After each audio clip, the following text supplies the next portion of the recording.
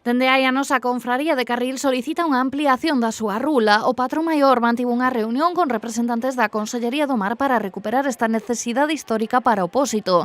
Unha ampliación do espazo físico da obsoleta sala de poxas ou a mellora da planta superior son os principais obxectivos para esta nova remodelación. Vamos, o que se busca é adecuar a lonxa á actividade que hai en Carril.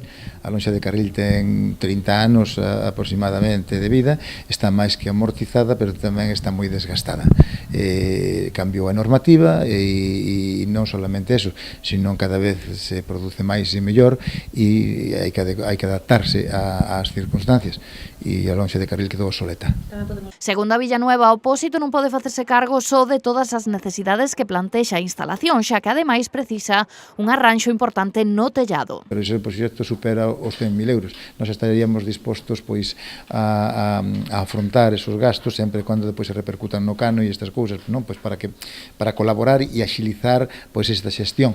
O que pasa é que, lóxicamente, a lonxa de Carril ten outros gastos ademais desos, senón que ten que repoñer o tellado de novo, iso é carísimo, e ademais presenta problemas estructurales que iso xa é para valorar, son palabras maiores. Entonces, lóxicamente, aquí a Administración ten moito que dicir.